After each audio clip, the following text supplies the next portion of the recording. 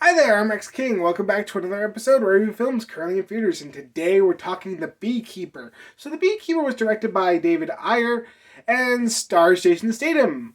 In an action movie, so you can kind of already guess where this is going.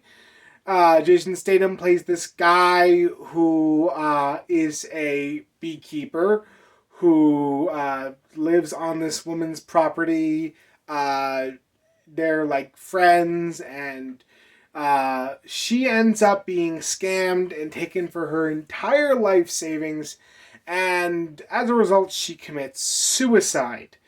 This causes Jason Statham's character, who is secretly a covert operative that is called a beekeeper as well, to go on a revenge spree to get justice and kill the people responsible.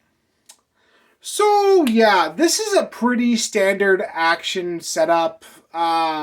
We've seen a dozen of these movies before, and they can work or they can fail.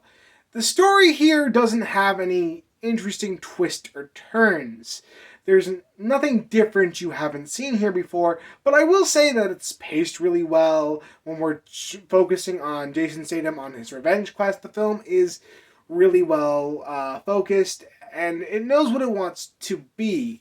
There are some times where the film does take itself a little too seriously, and that's a little bit of a mistake, but I don't think it's overbearing. I don't think that the tone is completely off. That being said, there is an entire subplot around the woman who dies in the beginning, daughter. She's an FBI agent who's chasing Statham's character, while also chasing the people who scammed her mother. And honestly, you could have cut that entire subplot out and would have lost absolutely nothing. And the film probably would have been like 30 minutes shorter, and that would have been perfectly fine for a film like this. The characters aren't anything special. Statham's character's the solemn badass. The villain's pretty much a modern day scammer. He really isn't anything to talk about. There aren't really any characters to latch onto in this type of film, but honestly, I wasn't expecting there to be any characters to latch onto. You just want to see this guy kick all sorts of ass. That's really the entire reason you're going into this film. And the performances do make that journey enjoyable. I like Jeremy Irons in this film. Whenever he's on screen, I really enjoyed the presence that he brought. I love Jason Statham in this film. I absolutely think he is spectacular as an action actor, and this film shows off why he's so good at that. He's in these intense situations, but he just looks so smooth and suave while doing it, and he just manages to like display like this presence that when he enters a room, you know everyone else in that room is either going to be in a body bag or in a body cast. You really don't expect anyone to come close to what he is capable of. And I really enjoy the presence that I believe Statham brings to this role. The visuals, honestly, the action choreography here is pretty good.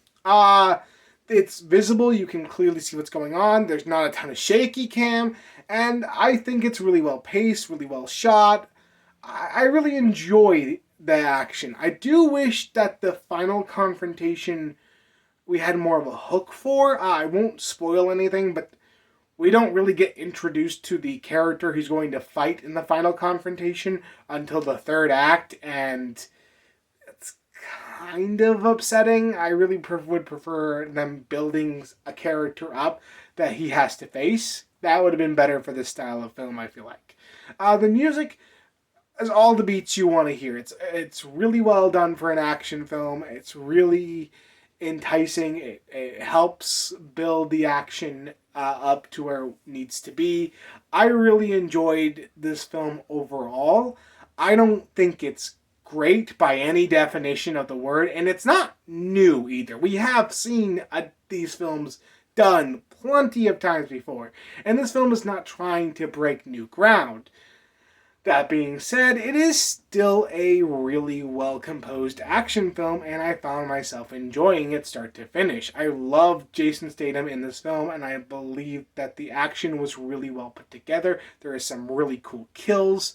The music is actually really decent for this type of film. And even though the story is a little bit lackluster, we don't really need a full-on interesting story to really hook us into this type of film. We really just need a decent premise, and I do believe the film had that. At the end of the day, Beekeeper is basically a 90s action movie made in modern times. If you don't like 90s action thrillers, you're not going to like this movie. There is nothing I can say that will make you want to see this film. That being said, if you love 90s action thrillers and love Jason Statham as an action protagonist, you're going to love this film. I'm going to give this film a 6 out of 10. I had a good time with it, and I cannot recommend it more to action lovers and fans of Jason Statham. Anyway, that's my opinion on The Beekeeper. What do you think about it if you've seen it? Let me know in the comments below, and if you like this video, like, comment, and subscribe, and I will see you next time.